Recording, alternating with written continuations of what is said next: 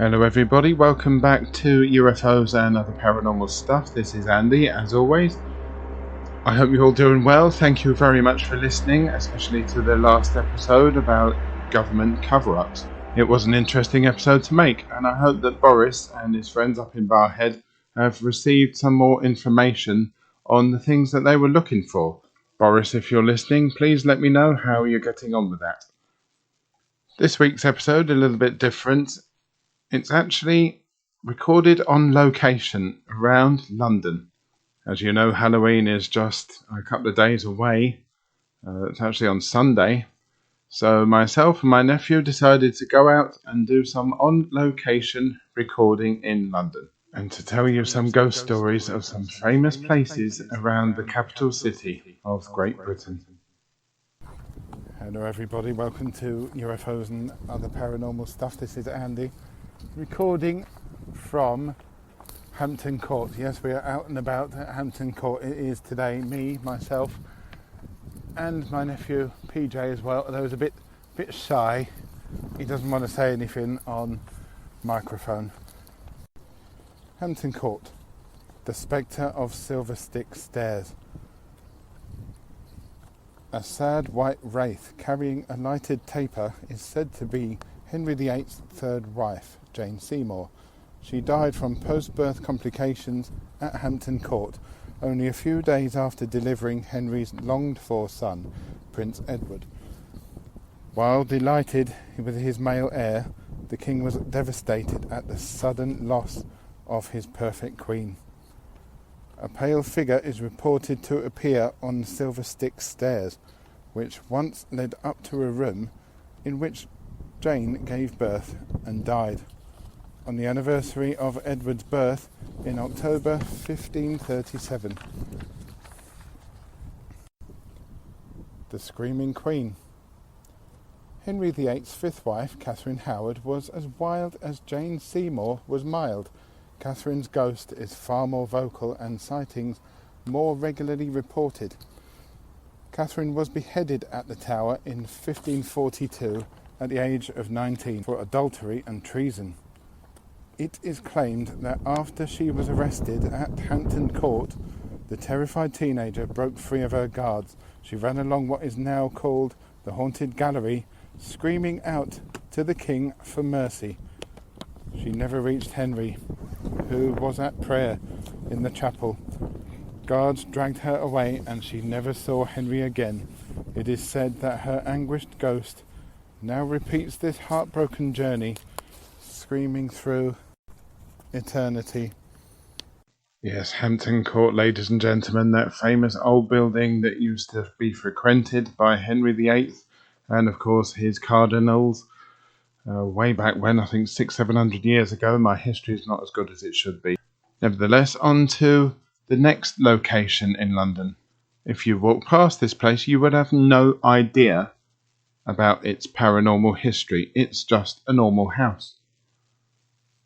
That was until the 1970s, the late 1970s, early 1980s, when events started to occur to the children who lived in this house. Witnesses to these paranormal events include a policewoman, and articles were even written in the daily newspapers at the time. Of course, I'm talking about the house that has received fame through the film Conjuring 2, the haunted house of Green Street in Enfield in North London. We're coming to you from Enfield now. Enfield, the North London town. It was made famous because of an incident that happened in the late 1970s to the early 1980s. In August 1977, single parent Peggy Hodgson called the police to her rented home in Enfield, claiming that she had witnessed furniture moving and that two of her 4 children had said that had heard knocking sounds from the walls. The children included Margaret, aged 13, and Janet, aged 11. A police constable said that she saw a chair wobble and slide, but could not determine the cause of the movement. Later, claims included disembodied voices, loud noises, thrown toys, overturned chairs, and children levitating. Over a period of 18 months, more than 30 people, including the neighbours, psychic researchers and journalists, said they variously saw heavy furniture moving of its own accord, objects being thrown across a room, and the daughters seeming to levitate several feet off of the ground. Many also heard and recorded knocking noises and a gruff voice. The story was covered in the Daily Mirror newspaper until reports came to an end in 1979.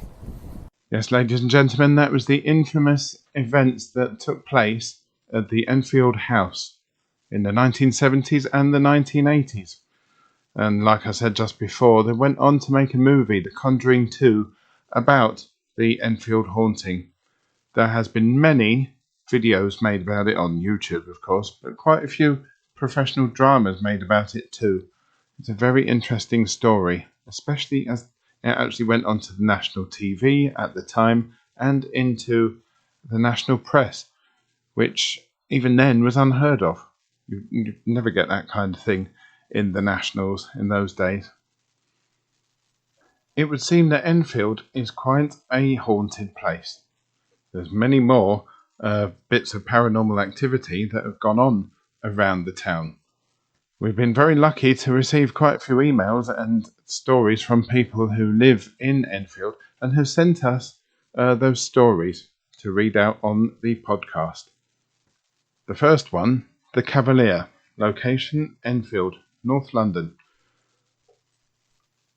Person wants to remain anonymous, by the way.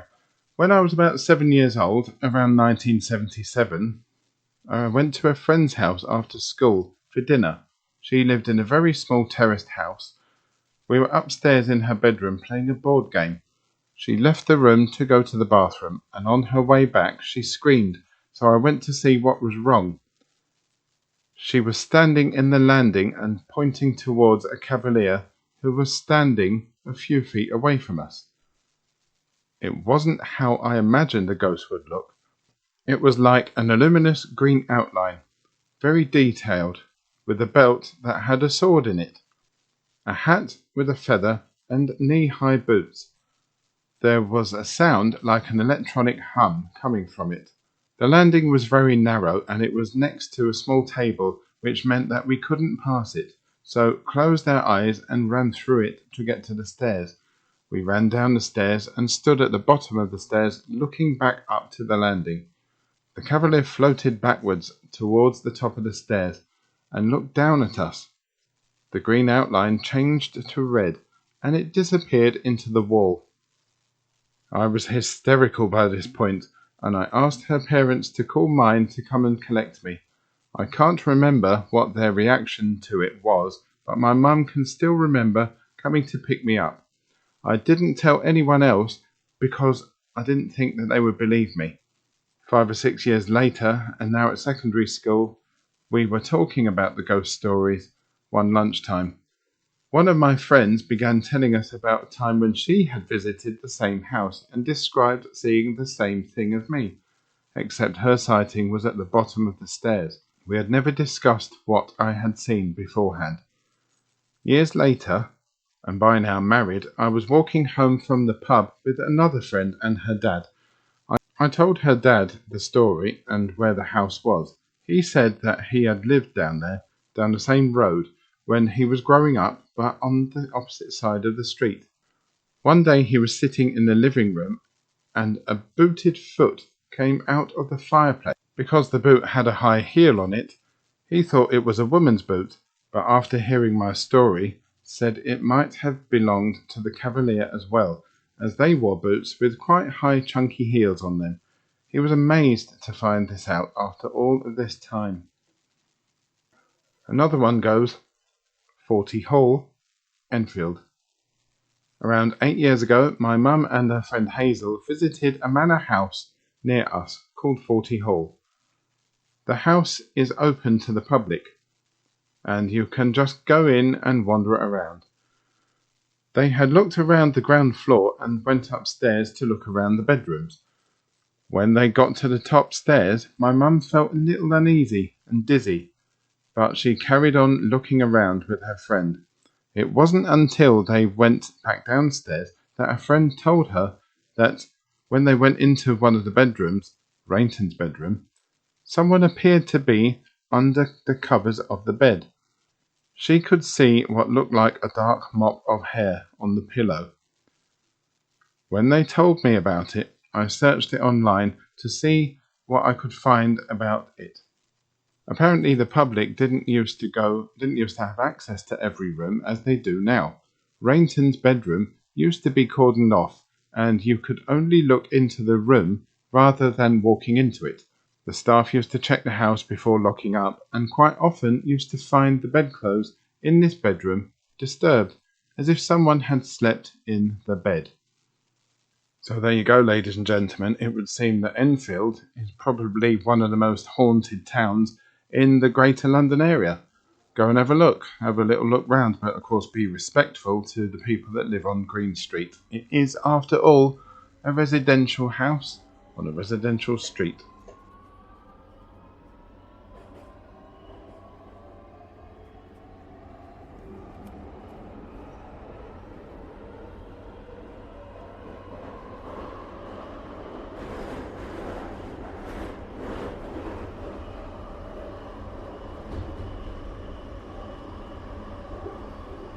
Now, of course, ladies and gentlemen, the best way to get to these places around London is to go by the London Underground.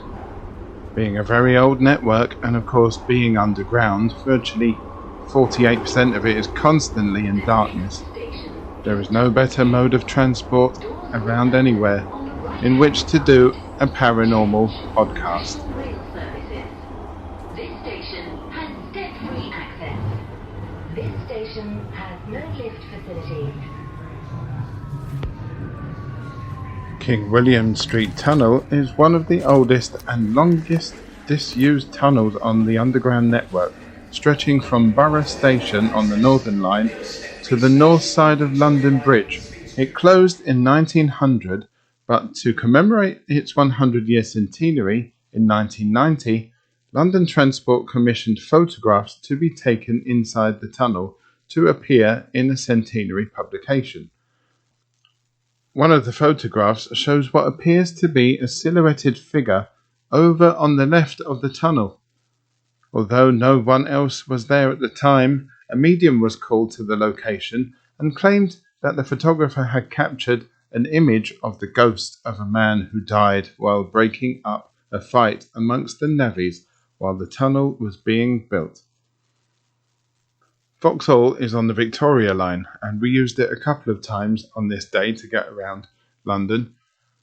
It's on the Victoria line south of the River Thames, a line which didn't open until March 1969, but in December 1968 it had the rather unusual experience of being featured in an edition of The People.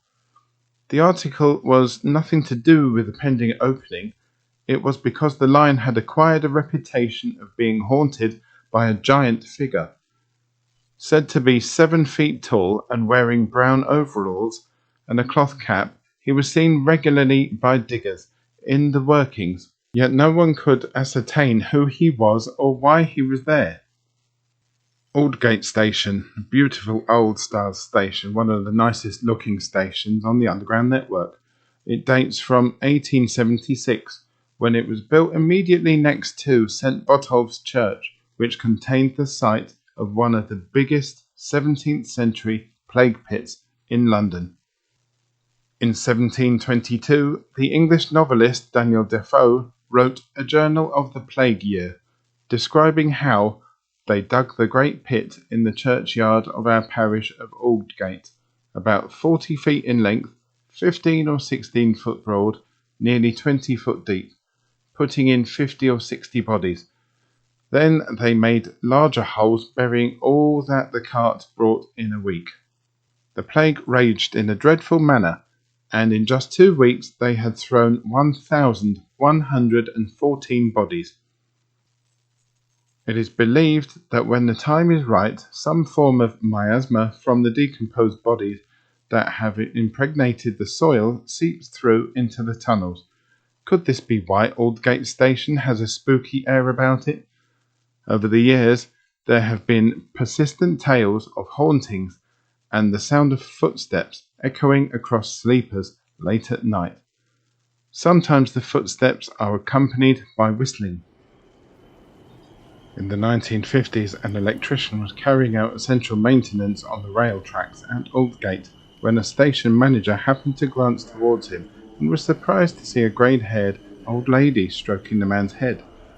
Needless to say, no such person should have been present. Moments later, a mistake in the control room sent 2,000 volts surging down the track, and although the electrician was thrown backwards and knocked unconscious, he survived the surge of current through his body and had no lasting effects. When told about the vision of the grey-haired lady, seen only moments before by the station manager, the electrician was convinced that she was his guardian angel who that night had saved his life. By touching him, she had put a spiritual protection on him. In the winter of 1974-75, a gang of maintenance engineers on the approach to Moorgate Station saw a figure in blue overalls approaching, but before reaching them he disappeared. They all instinctively felt this was a former line maintenance worker who had been killed on the spot, and his appearance was a premonition or portent of doom. They were right. Only a few weeks later, on the morning of 28th of February 1975, a southbound train entered the platform at about 40 miles an hour. The average speed is 20.5 miles an hour. Without slowing down, it crashed headlong into the concrete wall. 43 people died and 74 were seriously injured. It was the single worst accident in terms of fatalities on the London Underground. The verdict was accidental death, but why? The driver was an experienced, reliable, conscientious man who moments before the crash had been seen attending to his duties. After the maintenance workers reported that they had seen the figure in blue overalls on the line, others came forward with similar tales of a phantom figure on the approach to the station. So did the driver see the same thing and panic?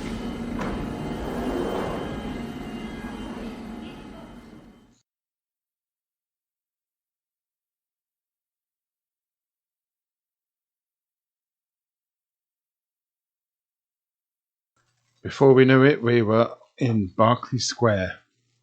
Number 50 Berkeley Square is one of the most haunted buildings in the whole city of London. Hello again everyone, this time we are in Berkeley Square in the centre of London. Interesting place, it's quite a busy little square. PJ's looking at me, nodding. Thank you, PJ. It's a funny little building, there's got a clown as a front door. Yep, it's got a clown face as a front door. That's not number 50, by the way. That's what, number 44? I don't know, something like that. Anyway, number 50 Berkeley Square, the most haunted house in London. The terrifying story of London's haunted house where someone literally died of fright. In the heart of Mayfair is a townhouse that looks much like all the other beautiful buildings in the area. Currently home to antique booksellers Maggs Brothers and former home to Prime Minister George Canning, the grand 4-floor building has a dark secret. 50 Berkeley Square is one of London's most notorious haunted houses, with 3 men dying from fright and 1 woman going insane only to die the next day after spending the night there. The house was home to a couple of people before, but in 1859 Thomas Myers moved in. This is where the mysterious events started to occur. Mr. Myers was soon to be married and had furnished the house for the soon-to-be Mrs. Myers, but he was jilted and the heartbroken Mr. Myers became a recluse. He is said to have locked himself away in the attic, only leaving the room by flickering candle at night until he went mad and died. A series of people who have stayed in this same attic have experienced a strange brown mist many of them going insane or dying. A maid was sent up to the room to make a bed for a visiting man, but no sooner had she gone upstairs did she let out a blood-curdling scream. The household rushed to her aid and found her collapsed on the floor, muttering to herself, "Don't let it touch me." She died in hospital the next day.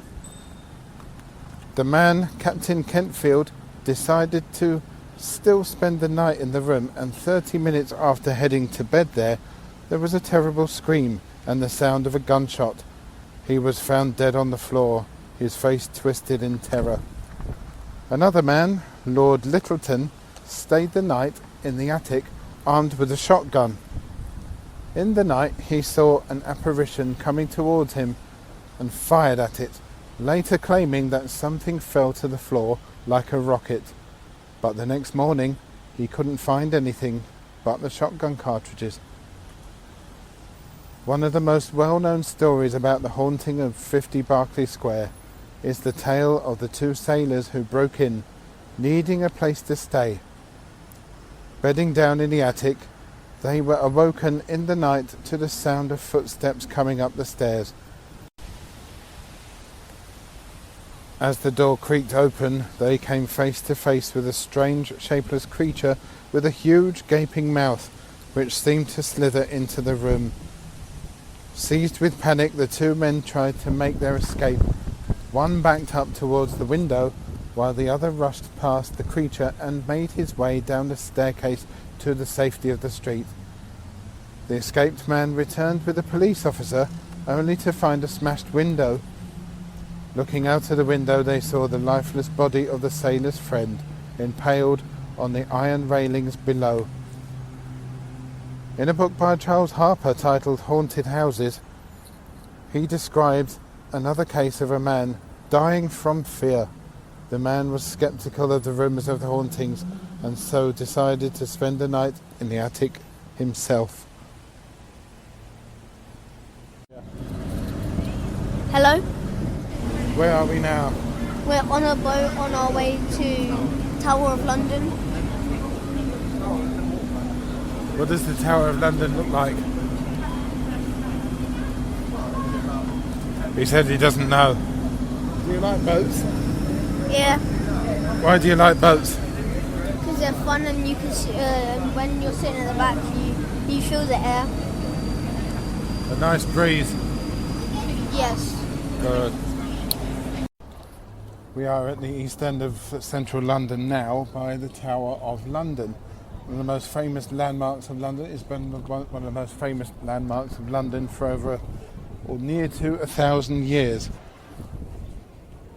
And it was built, I can't remember who by, but it's old. The Tower of London. Guy Fawkes. Remember Guy Fawkes? He was the bloke who wanted to blow up Parliament. Guy Fawkes was taken to the Tower of London after his part in a plot to assassinate James I at Parliament in 1605.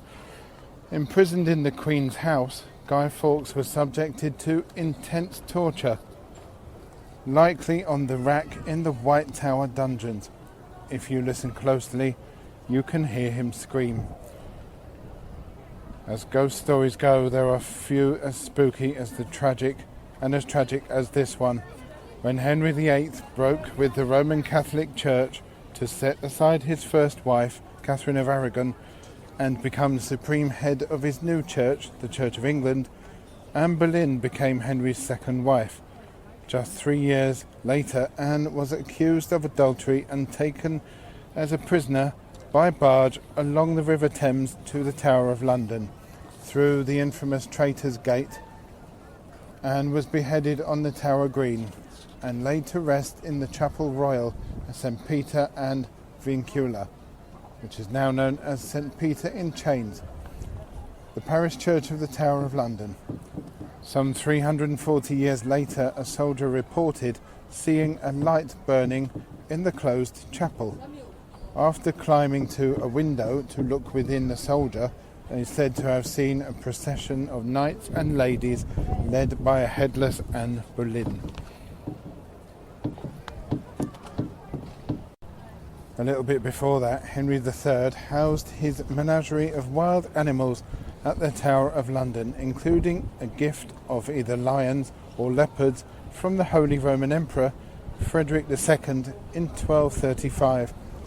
Pumas, tigers, jackals, an elephant from France, and even a polar bear were to follow. Visitors came to the tower to see the creatures, with the bear baiting going on to become a popular pastime in the 16th and 17th century, and it seems the horrors of this pastime are still heard today, with the ghost of the bear which is still said to appear from behind the door of the jewel room, perhaps a spectral guard to the crown jewels. The ghost of a black bear is also reported to have appeared near the Martin Tower in 1816. Known as the English Queen with the shortest reign, Protestant Lady Jane Grey became Queen after the death of King Edward IV. Or the 5th, can't remember. Son of King Henry VIII. Edward named Lady Jane Grey as his heir in his last will over his half-sister Mary. A pawn in royal power games, the King's protector John Dudley had arranged for the 16-year-old Lady Jane Grey to marry his son, Lord Guildford Dudley.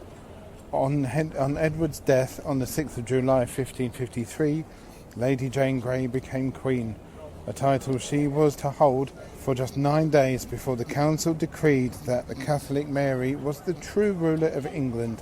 Lady Jane Grey and her husband Dudley were executed on the infamous Tower Green, where I sit right now. The white figure of Jane is said to haunt the battlements of the Tower of London to this day. So there you have it, ladies and gentlemen, our little day out recording some fun little ghost stories from around London.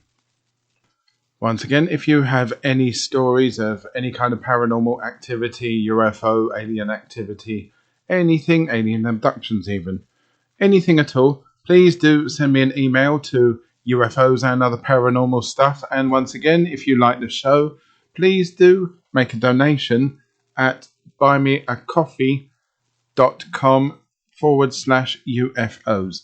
It would be very much appreciated. And it would probably even go on to fund some more outdoor location recordings. Thank you very much for listening. Take care, and I will speak to you all very, very soon. Happy Halloween.